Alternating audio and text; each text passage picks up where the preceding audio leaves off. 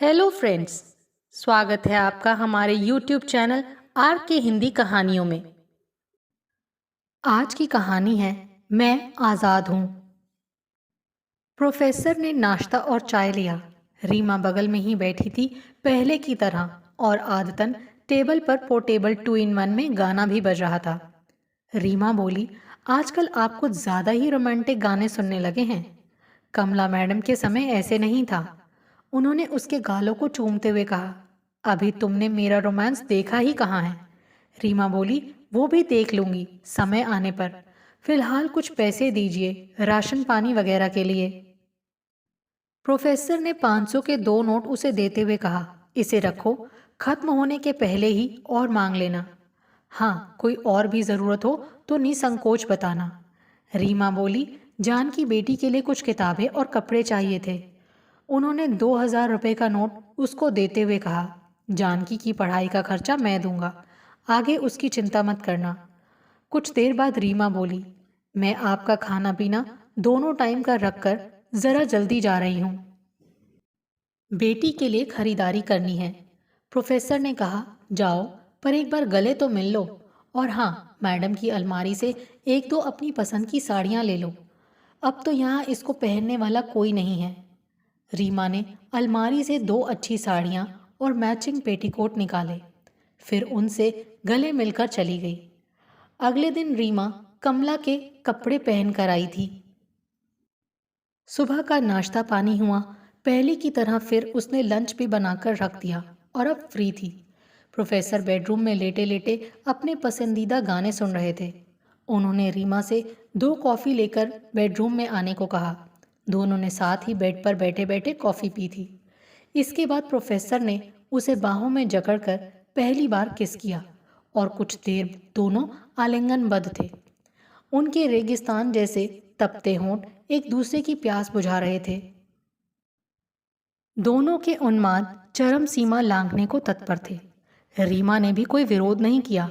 उसे भी वर्षों बाद मर्द का इतना सामीप्य मिला था। अब रीमा घर में एक गृहिणी की तरह रहने लगी थी। कमला के जो भी कपड़े चाहिए थे उसे इस्तेमाल करने की छूट थी।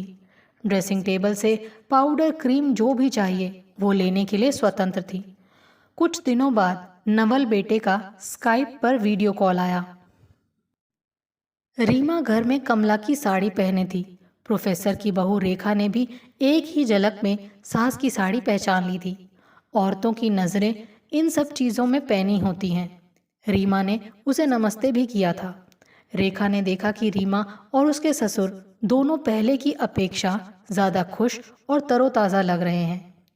बात खत्म होने के बाद रेखा ने अपने पति नवल से कहा, तुमने गौर किया, रीमा ने मम्मी की साड़ी पहनी थी और पहले की तुलना में ज़्यादा खुश मिजाज व सजी सवरी लग रही थी। मुझे तो ठीक नहीं लग रहा है।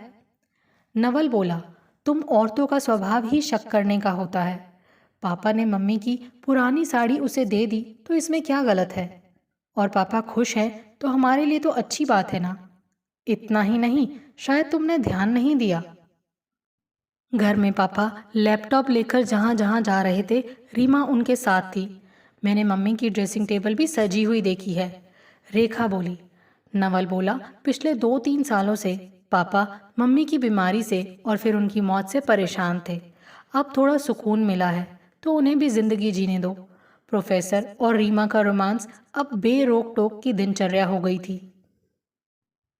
अब बेटे बहू का फ़ोन या स्काइप कॉल आता तो वो उनसे बातचीत में ज़्यादा दिलचस्पी नहीं लेते थे और जल्द ही कॉल समाप्त कर देना चाहते थे। इस बात को नवल और रेखा दोनों ने महसूस किया था। कुछ दिन बाद बेटे ने पापा को फ़ोन कर स्काइप पर वीडियो पर आने को कहा और फिर बोला, पापा थोड़ा पूरा घर दिखाइए, देखे तो मम्मी के जाने के बाद अब घर ठीक ठाक है या नहीं। प्रोफेसर ने पूरा घर घूम घूम कर दिखाया और कहा, देखो घर बिल्कुल ठीक ठाक है, रीमा सब चीज़ों का ख्याल ठीक से रखती है। नवल बोला, हाँ पापा वो तो देख रहे हैं, अच्छी बात है। मम्मी के जाने के बाद अब आपका दिल लग गया घर में। जब प्रोफेसर कैमरे से पूरा घर दिखा रहे थे तब बहू बेटे दोनों ने रीमा को मम्मी की दूसरी साड़ी में देखा था। इतना ही नहीं, बेड पर भी मम्मी की एक साड़ी बिखरी पड़ी थी।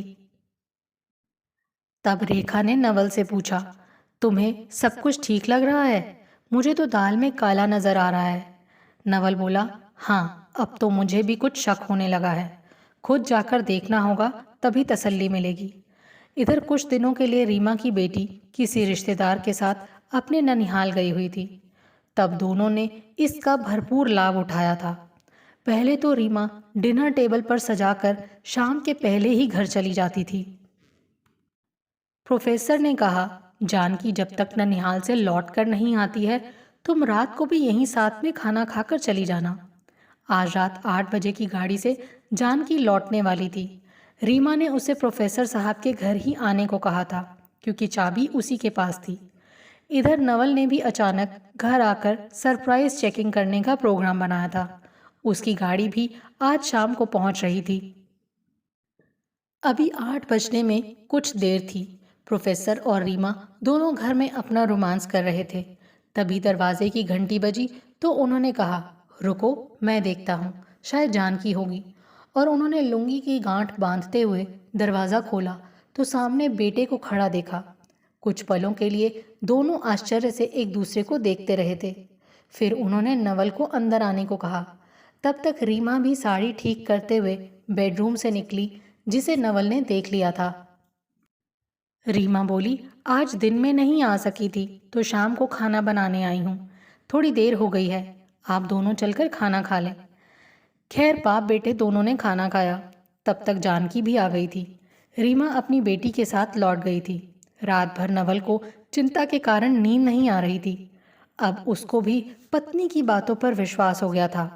अगले दिन सुबह जब प्रोफेसर साहब मॉर्निंग वॉक पर गए थे, नवल ने उनके बेडरूम का मुआयना किया। उनके बाथरूम में गया तो देखा कि बाथ टब में एक ब्रा पड़ी थी और मम्मी की एक साड़ी भी वहाँ हैंगर पर लटक रही थी। उसका खून गुस्से से खौलने लगा था। उसने सोचा, ये तो घोर अनैतिकता हुई और मम्मी की आत्मा से छल हुआ। उसने निश्चय किया कि वो अब चुप नहीं रहेगा, पापा से खरी खरी बात करेगा। रीमा तो सुबह बेटी को स्कूल भेजकर 8 बजे के बाद ही आती थी। उसके पहले जब प्रोफेसर साहब वॉक से लौट कर आए तो नवल ने कहा, पापा आप मेरे साथ इधर बैठिए, आपसे ज़रूरी बात करनी है। वो बैठ गए और बोले, हाँ बोलो बेटा। नवल बोला, रीमा इस घर में किस हैसियत से रह रही है? आपके बाथरूम में ब्रा कहाँ से आई और मम्मी की साड़ी वहाँ क्यों है? मम्मी की साड़ियों में मैंने और रेखा दोनों ने रीमा को बार बार स्काइप पर देखा है। मम्मी की ड्रेसिंग टेबल पर मेकअप के सामान क्यों पड़े हैं? इन सब का क्या मतलब है? प्रोफेसर साहब को बेटे से इतने सारे सवालों की उम्मीद नहीं थी। वो कुछ बोल नहीं पा रहे थे। तब नवल ने गरजते हुए कहा, पापा बोलिए, मैं आपसे कुछ पूछ रहा हूँ। मुझे तो लग रहा है कि रीमा सिर्फ काम वाली ही नहीं है, वो मेरी मम्मी की जगह लेने जा रही है। प्रोफेसर साहब तैश में आ चुके थे। उन्होंने ज़ोरदार शब्दों में कहा, तुम्हारी मम्मी की जगह कोई नहीं ले सकता है, पर क्या मुझे खुश रहने का अधिकार नहीं है? नवल बोला, ये तो हम भी चाहते हैं कि आप खुश रहें। आप हमारे यहाँ आकर मन लगाएं। पोता पोती और बहू हम सब आपको खुश रखने में कोई कसर बाकी नहीं रखेंगे। भूखा रहकर कोई खुश नहीं रह सकता, वो बोले। नवल बोला, आपको भूखा रहने का सवाल कहाँ है? प्रोफेसर साहब बोले, खुश रहने के लिए पेट की भूख मिटाना ही काफ़ी नहीं है। मैं कोई सन्यासी नहीं हूँ, मैं भी मर्द हूँ। तुम्हारी माँ लगभग पिछले 3 सालों से बीमार चल रही थी। मैं अपनी इच्छाओं का दमन करता रहा हूँ, अब उन्हें मुक्त करना चाहता हूँ और मुझे व्यक्तिगत मामलों में दखल अंदाजी नहीं चाहिए और मैंने किसी से जोर ज़बरदस्ती नहीं की है। जो हुआ दोनों की सहमति से हुआ। एक ही सांस में इतना कुछ बोल गए वो। नवल बोला, इसका मतलब मैं जो समझ रहा था वो सही है, पर 70 साल की उम्र में ये सब शोभा नहीं देता। प्रोफेसर साहब बोले, तुम्हें जो भी लगे। जहाँ तक बुढ़ापे का सवाल है, मैं अभी अपने को बूढ़ा नहीं महसूस करता हूँ। मैं अभी भी बाकी जीवन उन्मुक्त होकर जीना चाहता हूँ। नवल बोला, ठीक है, आप हम लोगों की तरफ से मुक्त हैं। आज के बाद हमसे आपका कोई रिश्ता नहीं होगा। और नवल ने अपना बैग उठाया, वापस चल पड़ा। तभी दरवाजे की घंटी बजी थी। नवल दरवाज़ा खोलकर घर से बाहर निकल पड़ा था। रीमा आई थी। वो कुछ पलों तक बाहर खड़े खड़े नवल को जाते देखती रही थी। तब प्रोफेसर साहब ने हाथ पकड़कर उसे घर के अंदर खींच लिया और दरवाज़ा बंद कर दिया। फिर उसे बाहों में कसकर जकड़ लिया और कहा, आज मैं आज़ाद हूँ। दोस्तों, आपको ये कहानी कैसी लगी? इसका अंत आपको कैसा लगा? प्लीज़ कमेंट करके ज़रूर बताएं।